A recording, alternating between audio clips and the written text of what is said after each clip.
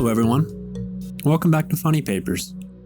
This is your old buddy Dustin, and I'm here as usual to read a few more of the comic strips for you. How's your week been? Mine's been alright. Yeah, it's been, things have changed a little bit. Everyone knows that. I don't have to tell you that. You know. I mean, there's certain things about life that just kind of, you just can't expect. And what we're going through right now is one of those things. Life has changed in a way that no one could have predicted. So we're all kind of taking things as they come, and it's kind of a game of improvisation. Life is always kind of an improv act. And right now, you know, the improvisation has changed in a way where there's real consequences if something's done incorrectly. I don't mean to preach about that, but thanks for coming on. Thanks for coming and listening to the show. Back for another fun episode. Now, there's something that I've been thinking about for a while, and I've wanted to talk about on the show. And it actually happened this afternoon. We had a little light rain out here in Colorado. And rain is kind of a significant event out here. It can be incredibly dry in the summer. You know, and when it rains, it's really a godsend. I love it when it rains. I grew up on the East Coast where rain kind of happened all the time. And it wasn't a significant event until I moved out here. At which point, you know, rain is something that you kind of look forward to. And when I hear that there's rain in the forecast, I kind of sit at the door like a anxious dog waiting for its owner to come home. I'm out there looking out the door up at the sky like, come on, let's see it. Come on, give me something good. But today, you know, and it was funny that today the forecast said that there was going to be thunderstorms. And we did get a little bit of precipitation, but it wasn't much. It wasn't anything really to write home about. But that light rain did produce the smell that I wanted to talk about today. And I know that everybody listening has experienced it. And I'm sure you've had the same kind of positive reaction to it. It's the smell directly after kind of a light rain. And that smell is called Petrichor. And if you haven't heard about Petrichor, I know you've smelled Petrichor. And it's kind of it's a complex topic to talk about. I did a little research to try and explain it. And I'll do my best to kind of weed through the scientific jargon behind it all.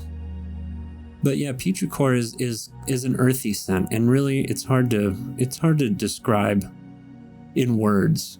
And when you smell it, you know what it is. But it really comes about when rain falls on dry pavement, dry soil, primarily. Actually, that's actually the chemical compound comes out when it hits dry soil, like a clay soil. And it's actually an oil that's secreted from these from a dry soil, from plants even. And it's released into the air, and it I guess from my research there's a compound called geosmin, and that compound is responsible for the earthly taste of like beets, or like if you were to shove a handful of dirt in your mouth. I don't know why you would, but it's that type of taste, an earthy taste. And that bacteria, I suppose, well, from what I've read, that's responsible for that smell and that taste is called actinobacteria. And And that bacteria is what's responsible for the decay of, like, wet leaves on a forest floor, things of that nature. And that's the bacteria that produces that smell and that taste. But there's nothing that brings back good memories like that smell after a hot day and a little bit of rain that comes down. It really brings me back, and actually it lifts my spirits for whatever reason. It's that olfactory sense and that the memory that's associated with that it just makes me feel good. And I hope that little bit of that little lesson, as probably incomplete as it is, brought something to you for the day. But in that sense, and with that in mind, the first comic strip that I wanted to bring to you today actually references a fresh rain. And it's the undisputed favorite for me. Not currently published, but I've talked about it on other episodes. And that's for Calvin and Hobbes. They take the claim on as my favorite. And this is a Calvin and Hobbes from 1987. So it's going back quite a ways. But it, like anything with Calvin and Hobbes, it's pretty timeless. So here's Calvin and Hobbes, and it's by Bill Watterson. And we start as usual with Calvin and Hobbes both together. They're always attached at the hip, it seems like, but Calvin and Hobbes are walking through the woods. And there's a few little puddles around them. Looks as if there's just been a rain recently. Hobbes is looking up into the sky with a smile on his face, and Calvin, who's leading in front of Hobbes, walking along, looking up towards the sky as well. Excuse the motorcycle. But Calvin, looking off in front, is saying, "You ever notice how different the air smells after a good rain? It smells like... And now they've come across a patch of worms that have made their way up out of the ground. And they're surrounded by earthworms. They're both looking down with their tongues hanging out in disgust and kind of a little bit of fright. Calvin says, "Smells like dead worms." So that was kind of the intro to the comic. That's kind of how Bill Watterson does it. There's kind of you get a twofer when it comes to his Sunday colorful comics. So they're walking through the woods and they come across a bunch of dead worms, and that's what they think that smell is. Oh, we know better than that, We know it's Petrichor. But the comic goes on, and they're still outside, and they're side by side looking at a big puddle in the ground right after that rain.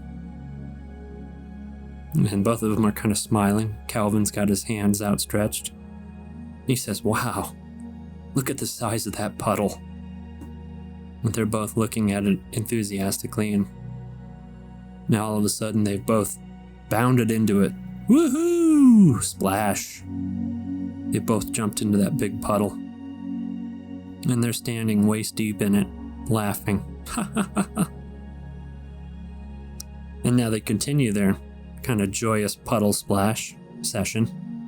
Sploosh, splash, sploosh, splash. And they're both just jumping all over the place, spraying water everywhere. And, Calvin is jumping up and down with his hands outstretched, and so is Hobbes, who's enjoying this little puddle splash activity.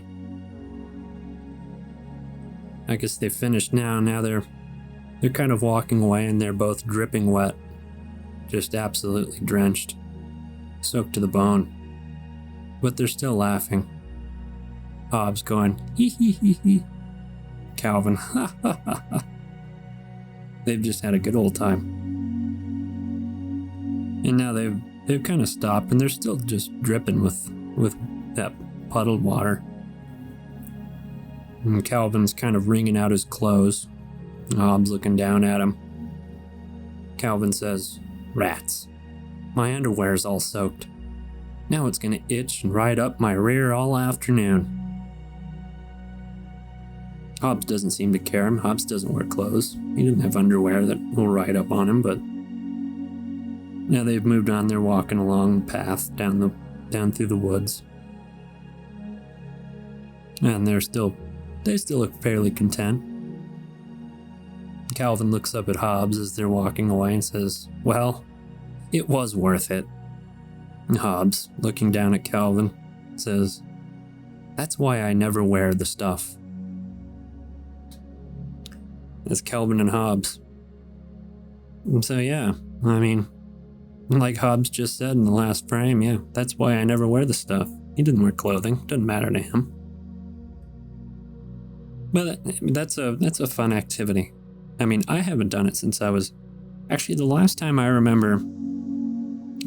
remember just getting soaked and having fun in the rain. I was still fairly young. I remember it clearly. It was the last day of school before the summer. And I remember walking home in a rainstorm, and it was warm enough at that time of year where you don't get cold. I mean, it's actually quite refreshing. But I remember so clearly coming home from school, the last day of school, and there just being an absolute downpour. And I just remember how liberating it was to know that I didn't have to go to school the next day, and I was off for the rest of the summer. And the rain coming down was just a lot of fun. I just remember it. But yeah, so that's my little start with thinking about Petrichor and the rain, and I'm bringing Calvin and Hobbs into the mix, which is another thing that just brings me back. Let's move on now to something that doesn't involve rain or getting soaked to the bone. But it's another one of my favorites that I think brought onto almost every single show I've done. And that's a testament to just how well this one is written and, just how much I cherish it. But that's The Pickles. The Pickles is by Brian Crane. And if you don't already know, The Pickles is about an elderly couple, Earl and Opal, and kind of their shenanigans. Now, Opal in this episode, she's wearing kind of what she seems to always wear. It's a purple polka dotted kind of dress, and kind of, I don't know, how would you explain that? It's kind of a gown. I don't know. It wouldn't be a muumuu. It's got a collar on it. It's not a muumuu. It's like a house dress, I guess. I don't have my vernacular correct for clothing or housewares, but she's wearing a purple polka dotted thing, and actually she looks like she's wearing pink, like, bunny slippers, actually. So it must be kind of a lazy day. And she's got an apron on. As she's looking down, she's standing in the living room, and Earl's sitting in his lazy boy recliner. He's wearing his regular kind of blue-collared shirt and corduroy pants. He's sitting in his recliner in front of their TV. Opal's looking down at him sitting there, and the TV's blaring. You can see sound waves coming out of it. And he's holding a stick. And Earl, speaking to Opal, says, "The TV remote is lost again."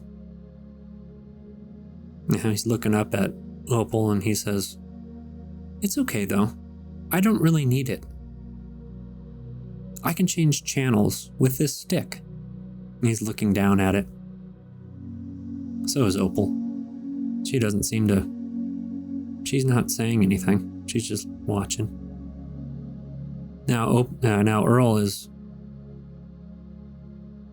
holding the stick out towards the TV, and he says, "See?" And he's kind of jabbing at the TV. I guess he's trying to hit a button or something. And he hits the TV, and it goes flopping over the back of the TV stand. Crash. It hits the ground. In his attempt to hit one of the buttons, I guess he's knocked the TV off the stand.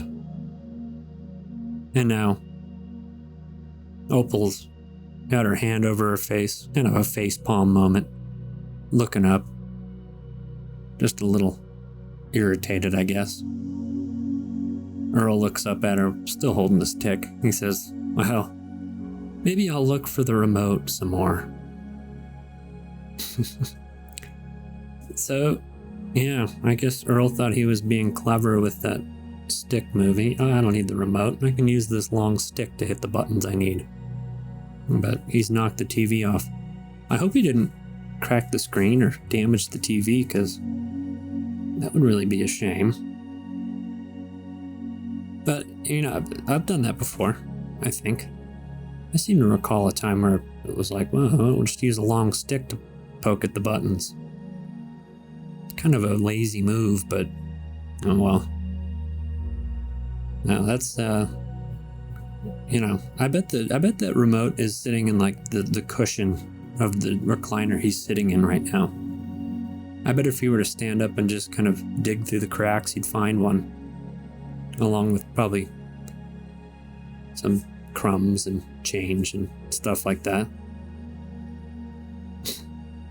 There's the pickles. I mean, not a really deep message in that one, but just a funny visual to see Earl unwittingly knock his TV off onto the ground. Yeah.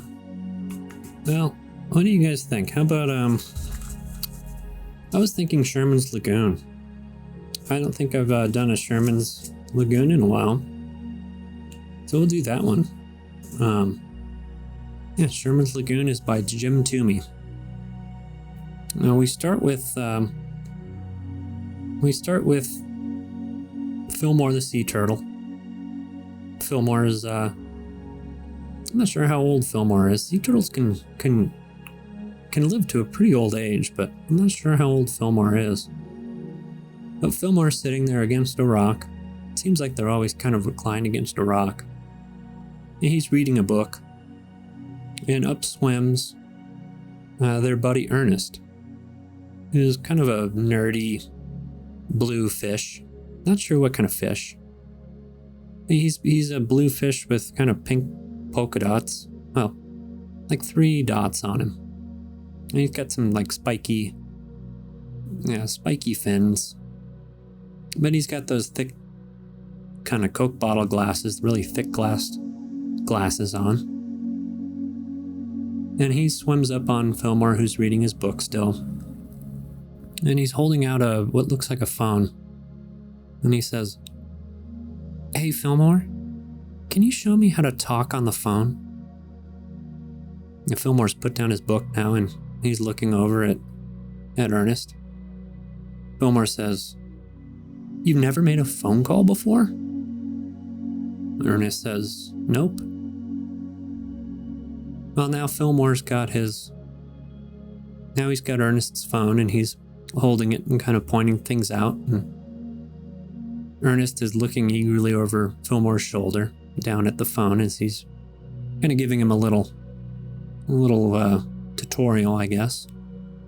And Fillmore says, "Right. Well, you open this app here, the telephone app."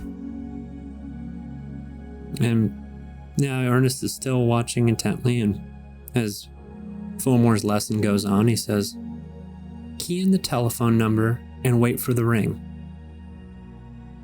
And when they say hello, you say, 'Hi, it's Ernest.'" Ernest, looking up at him, says, "Well, how primitive. Oh, can I use emojis and abbreviations?"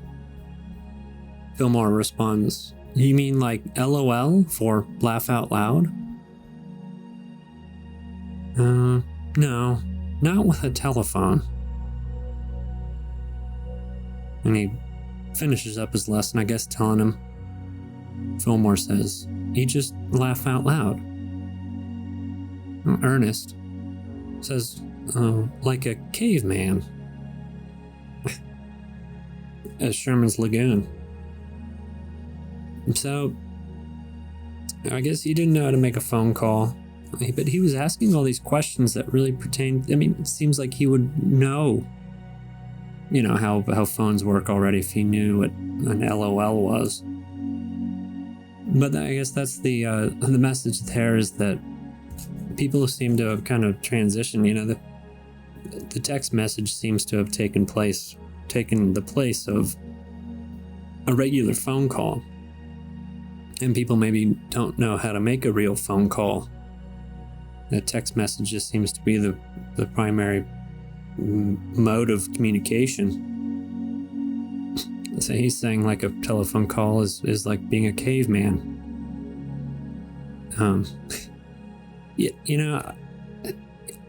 With that topic on mind, I almost prefer to make a telephone call. Like if there's a lot of information that I need, or more than one question I have for somebody, the phone call just makes so much more sense to me.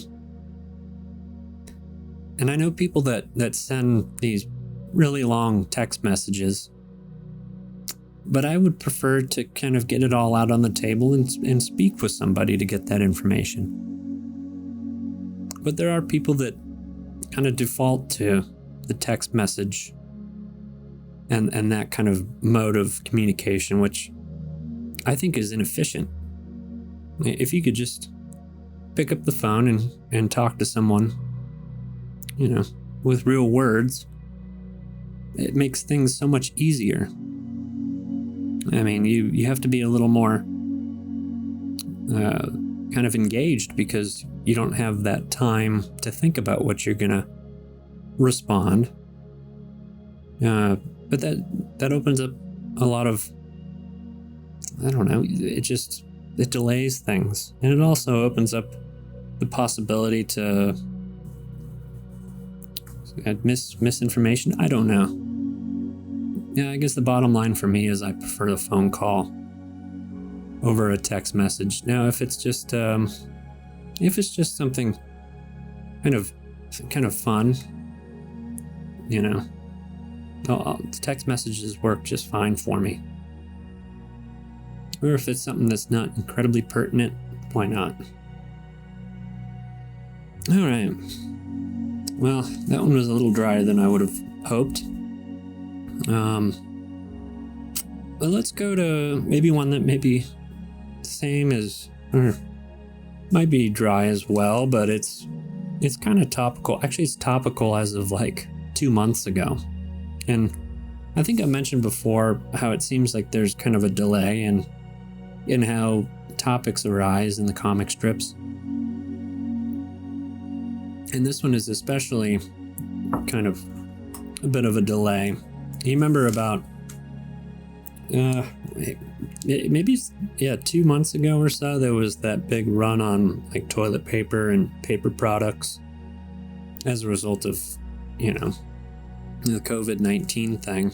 Everyone seemed to, for whatever reason, people decided that toilet paper and paper towels was the thing they needed most in the case of complete shutdown, which I found funny. But because now it's well stocked in the supermarkets, it's really not an issue. But that issue is brought up in Pearls Before Swine, and Pearls Before Swine is by Stephen Pastis. And in this one we have Pig and Rat, and kind of a no-name human being. He's kind of a overweight looking fella with glasses. He's bald. He's wearing blue jeans and a maroon colored shirt. But we start with Pig and Rat standing there, and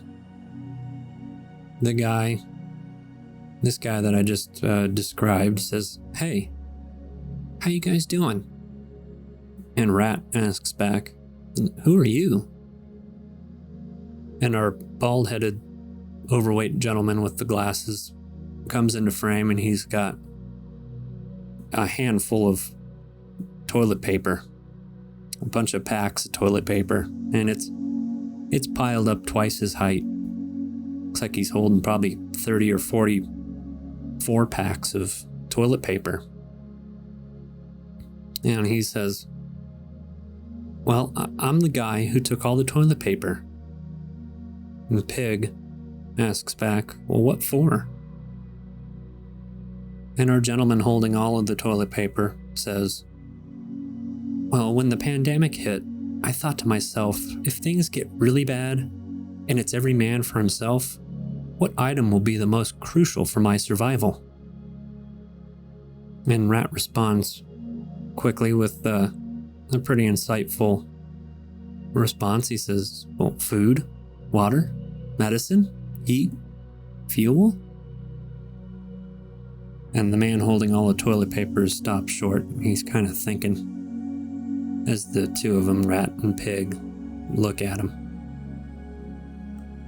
And the man turns behind him, mouth wide open, screaming back at somebody, "Honey, we gotta go back to the store, now!" Now Pig is kind of pointing at the big handful of toilet paper he's got in his hands, and Pig asks, "Before you go, could you spare a square?" There's pearls before swine.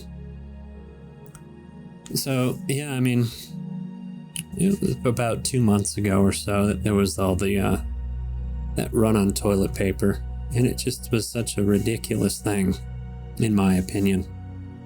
A little frustrating. I mean, I was fine. I mean, I don't know how many rolls of toilet paper people think that they're gonna go through, but I mean, it's not like I'm pulling out half the toilet paper roll for a bathroom visit, but maybe some people were just fearful that they would never get anything again. But that's all over now. I just think it's funny that Pearls Before Swine is kind of broaching that topic now, but I think that comes into the whole notion that perhaps these comic strips are drawn and submitted well before they're actually published.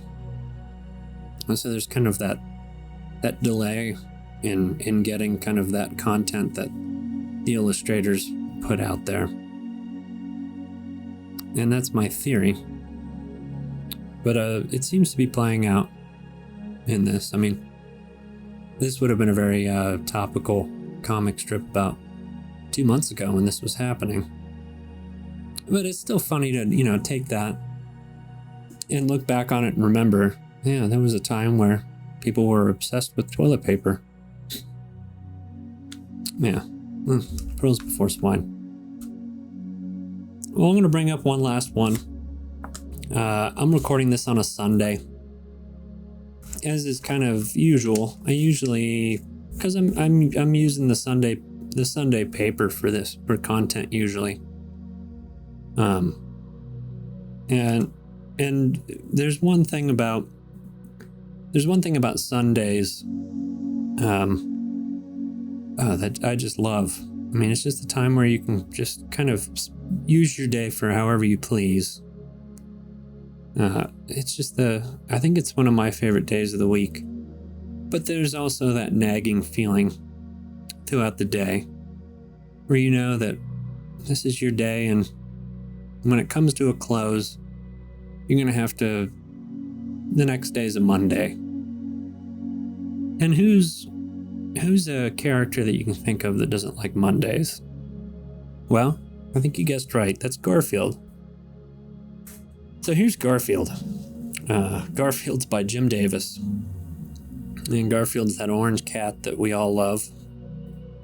I've always loved Garfield.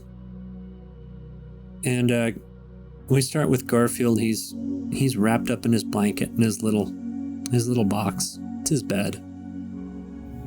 And he's sound asleep. There's a big Z coming out from above his head, wrapped up in a blanket.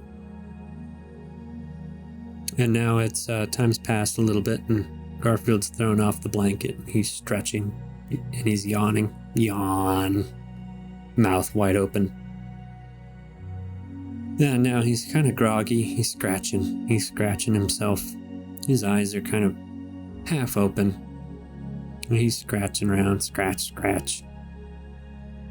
And he's thinking to himself as he's looking off with those dazed eyes, I hate Mondays. Mondays are boring. Woe is me. And now he's kind of walking off. And he's gone out through the front door. And John yells out from the background. Oh yeah, Garfield's walked out on the front porch. And there's a paper right out in front of him on the front porch. But John yells out, "Get the paper, Garfield." He's kind of got his ears tucked back, looking back a little angry, thinking to himself, sigh, yes, master. And now he's gotten to the paper and he's reaching down for it, but his eyes have gotten real wide in realization. He must see that it's a different paper. It's not the Monday paper.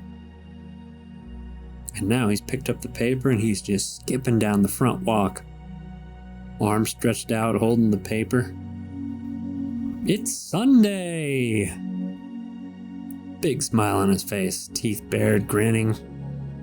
All around him there's birds flying around with smiles on their faces. Butterflies fluttering around. It's a beautiful Sunday. Garfield got up thinking it was a Monday morning. It turns out it's Sunday. What a great way to realize that it's actually a weekend. But that's Garfield. Have you ever been in those moments where you think you wake up in the morning kind of in a panic and then realize that it's in fact a weekend? Oh man, there's nothing better. There's no better feeling than that. And knowing that you have the entire day to yourself. Yeah. And that feeling lasts for just a little while until you do have to indeed get up on that Monday morning and face the work week. Yeah. No, that's always it's always a nagging thing on a Sunday, but you kind of got to put that behind you and just take the day as it comes and make the most of it. Yeah. Now, Garfield had that moment, and he's skipping along as happy as can be. All right. Well, that does it for the funnies today. Thank you for joining me. It really is a lot of fun. I just wanted to make a few quick announcements about what's going on. Again, as always, there's Funny Papers t-shirts that I'm trying to get out to everybody. It's kind of an ongoing effort. It's a real slog to get them out there, but you know, that's what I'm doing. Another announcement. I'm working on making sure that this show is published and available on YouTube. I feel like that's going to reach a larger audience and perhaps make it easier for you, my regular listeners, to consume the show. Hopefully it'll be easier that way, and also a little easier to post comments and that sort of thing. I think it should be a nice little growth in the show, a nice little step forward. So look forward to that, and I'll make sure to keep you posted on those types of things. So again, thanks my friends for joining me. This is your old buddy Dustin, and I'll see you in the Funny Papers.